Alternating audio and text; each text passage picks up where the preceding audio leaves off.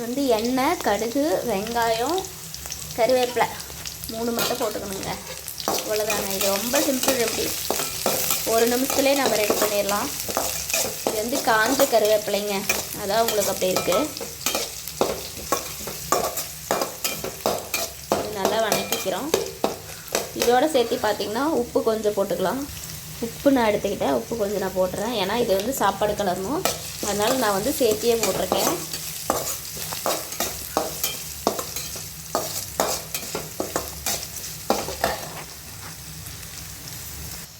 இது 2 முட்டை உடச்சி ஊற்றிருக்கேங்க.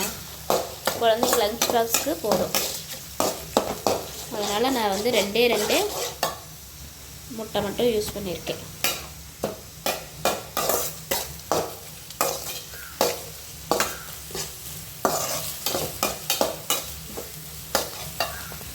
ஃபைனலாக சாப்பாடு, முட்டை சாப்பாடு குழந்தைகளுக்கு டிஃபனுக்கு கிளறி வச்சுங்க.